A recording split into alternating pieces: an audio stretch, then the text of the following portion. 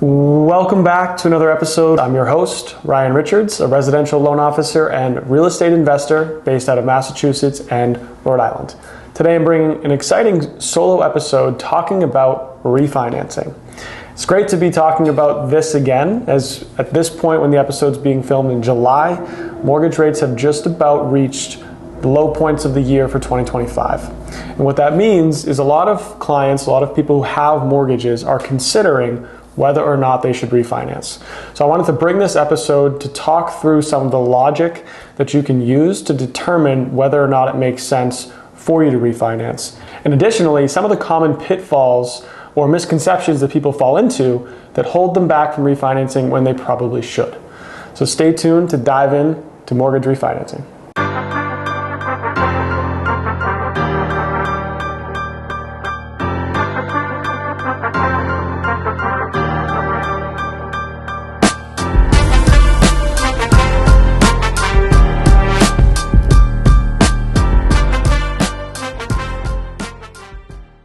So today is August 6th of 2025, and we have reached the low point of this year for mortgage rates. The average 30-year fixed hit a rate of 6.58%, down from over 7.125% in February and April of this year. Now, what that has a lot of people wondering about is, should they refinance their mortgage? If their current rate is in the 7% range, does it make sense to refinance and lower that rate down into the sixes? And that's a really great question, and one that requires some logic and framework to consider if that investment makes sense. Because what a lot of people don't realize is that a mortgage refinance is an investment. And the good part about this investment is the returns are absolute. It's very easy to calculate the return on your investment by going through a refinance. A lot of times people have this perception that a refinance is speculative, and most people get stuck in that logic. And I'm sure if you're listening to this right now and you have a mortgage, or you've talked to someone who has a mortgage, they're thinking this way too, in that, what is going to happen to rates next month? What if I miss the window and miss out on an opportunity to get an even lower rate? And I want to give you some logic to navigate that framework and really give you a clear and concise way to consider whether or not this makes sense for you. And this is logic that I apply on all my own properties as well. I stick by this rule, and it's served me and my clients well. A couple things to consider when you look at a refinance.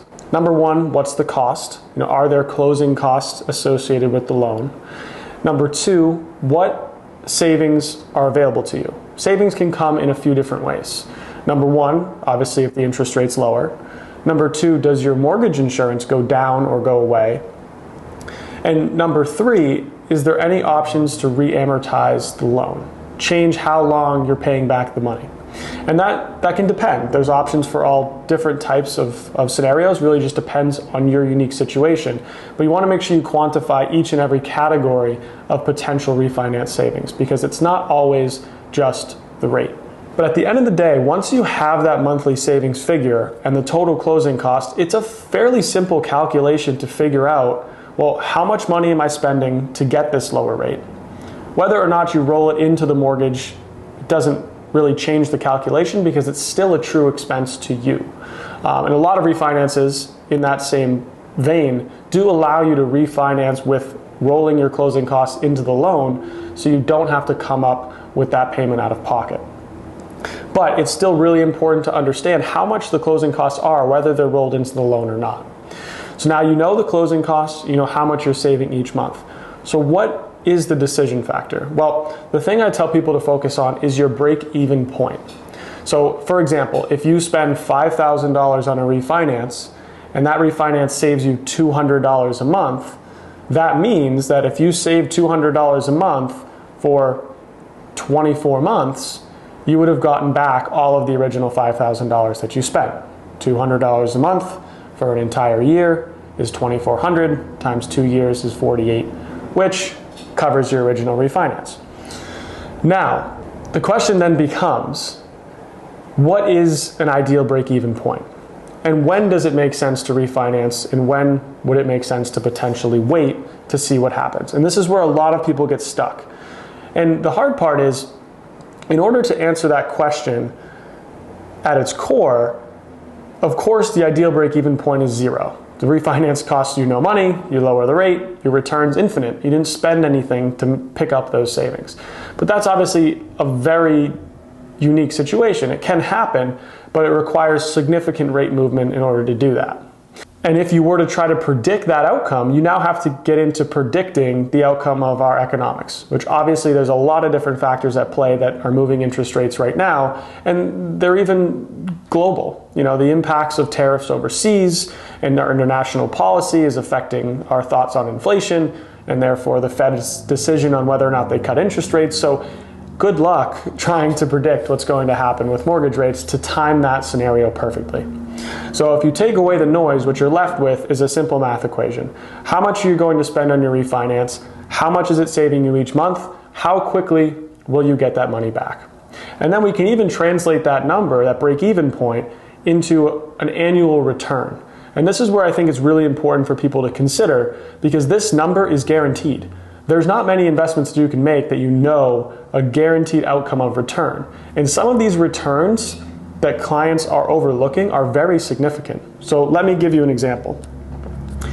If you borrowed $400,000 for 30 years, let's say you borrowed that back in February.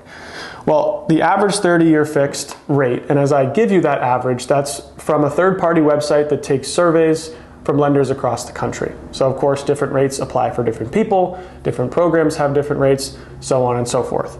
But for the sake of this example, let's say you took out a mortgage in February of this year. Well, the average rate in February was 7.125%. Let's say you borrow $400,000 for 30 years.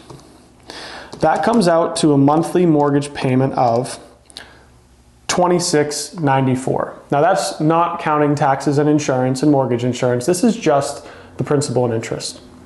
Let's say today you're able to get an interest rate of 6.5%, which just so happens to be the average rate as of today on August 6th.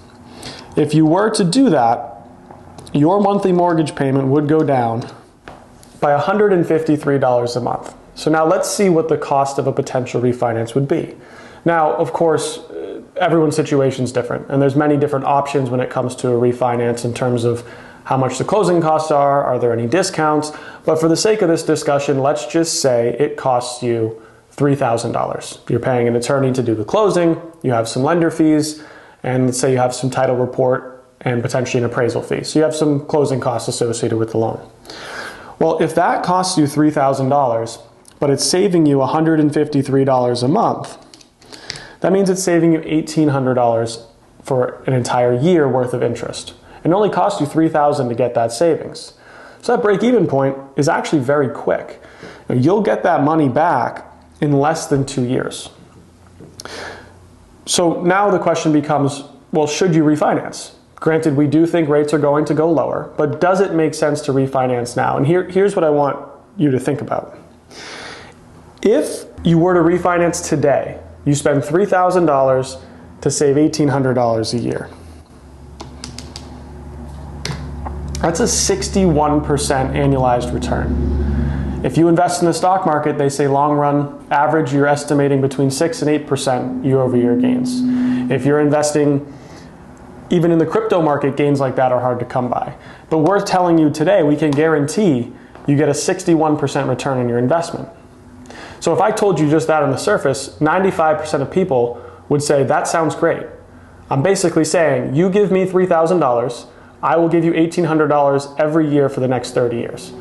But people don't think about it that way, because that on the surface sounds great. Who would say no to that? 61% on your investment. But I think what ends up happening is people say, well, what if rates go lower tomorrow and I miss it?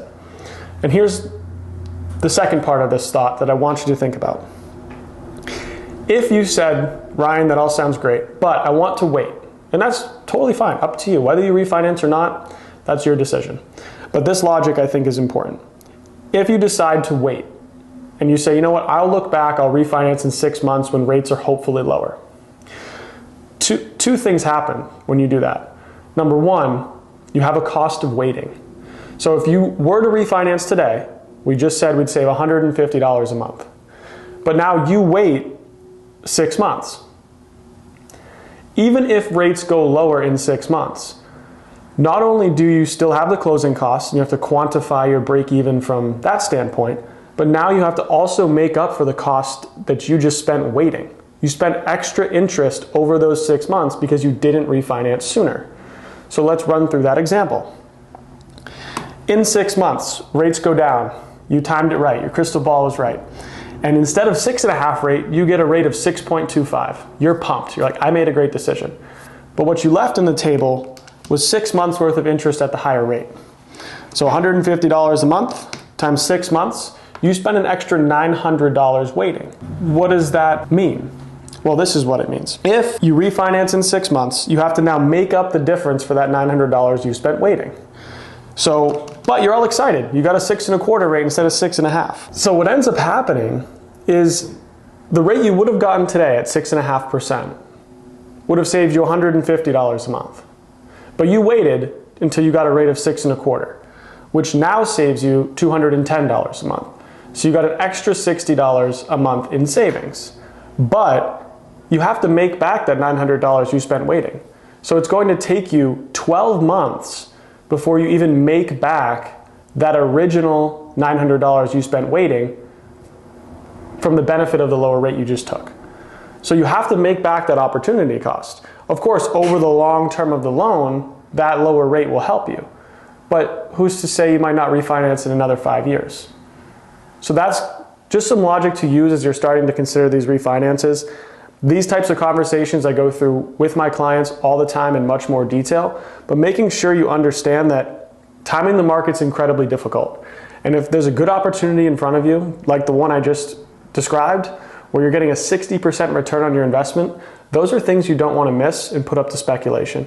The good part is, if rates continue to go down, and a year from now, rates are at 5%. That doesn't mean you can't go get it. You can refinance again.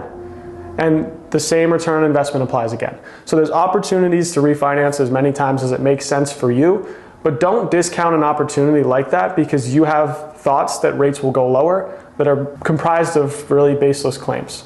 So if you have questions about refinancing, you want to talk about your situation, I'm more than happy to help. So reach out to me and I'll take a look for you. As always, thanks for listening.